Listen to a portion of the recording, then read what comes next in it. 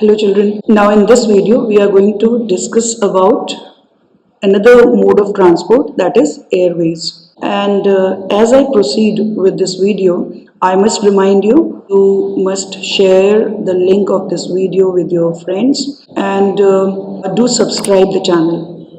So now let's start with airways. Airways basically is one of the means of transport which was not there in the ancient time, right? So within last 1.5 century almost, right? It has been discovered and now it is in very much use by the people for the movement of people as well as for carrying the goods also from one place to the other. Airways now has become an important means of transport.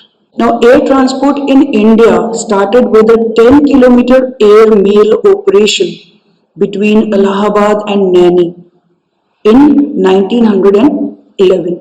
And air transport made progress only after India attained independence. Though it was done long back before the independence, but still, proper, if you say, the development of airways as a means of transport in India, that actually was seen after India got independence. The Airport Authority of India came into existence on April 1st and in 1995, right, with the merger of the then two authorities which were actually working in the beginning, and both these authorities were merged to form the Airport Authority of India. And National Airports Authority and International Airports Authority of India.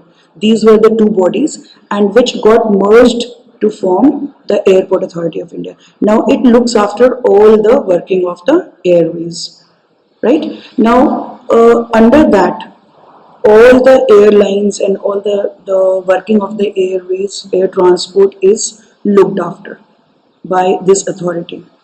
Okay. Now Air India and Indian Airlines, again the two airlines which have been working in India, right? Air transport in India was managed by actually the two corporations. Number one was Air India and the other one was Indian Airlines. Now the these two entities were merged into one, and it happened in 2007.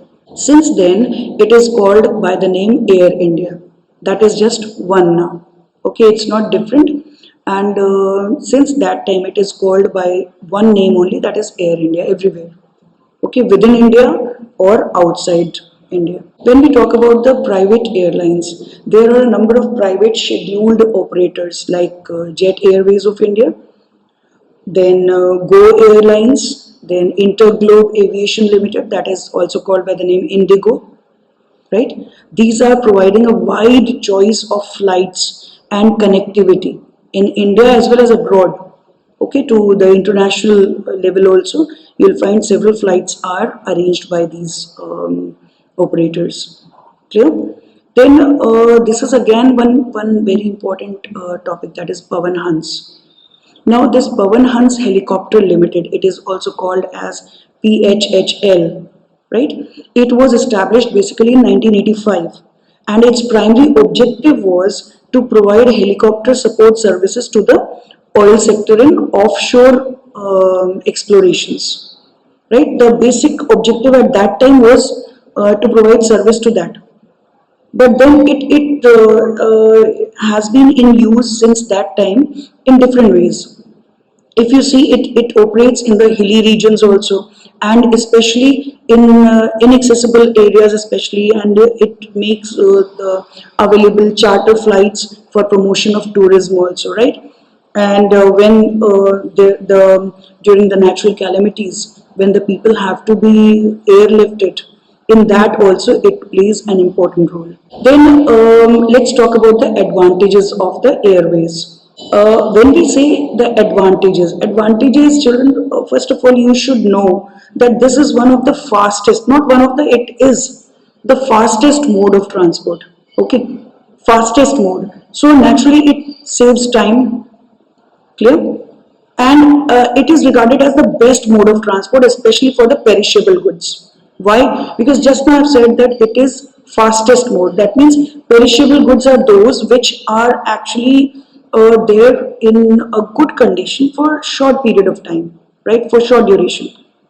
So after that, it is of no use then. Clear? So for those things, actually the airways is the best option, right? Which actually makes it possible that the perishable goods reach to their destination within the time limit. Okay. Next is air transport is regarded as the only means of transport in those areas which are not easily accessible. Okay, which are suppose having very difficult terrains and all. As compared to other modes of transport, this is the best means of transport which can reach to any level, right? Whether it is swampy area or it is dense forested area or desert or very high mountainous area, okay, where no other means of transport can reach, their air transport can reach easily. Then it connects the far-flung and remote areas of the country. The areas which are too far from, suppose we have to reach within short duration of time to any such area. For that, this is the best option with us. Okay, so it connects all such places with each other and several remote areas also with each other. Then during natural calamities especially, it helps in airlifting the people from there. Okay, and it provides immediate help to the people there. Immediate relief is provided with the help of this, right? Then it connects the especially it can cross the mountain barriers also easily. Suppose we have to travel from India to any such country which is far off. Suppose we have to cross the oceans, we have to cross the mountains in the northern side. Okay, so if we think of the airways, there is no problem at all. No physical hindrance is there in between, right? We can easily move because it is just moving in air. So we don't have to worry for any such thing. Clear? Then next is it can cross the mountain barriers, and during natural calamities it is basically used to provide the help, immediate help to the people. Now come to disadvantages of airways. Yes, several strong advantages are there, but still some disadvantages are also there in this case.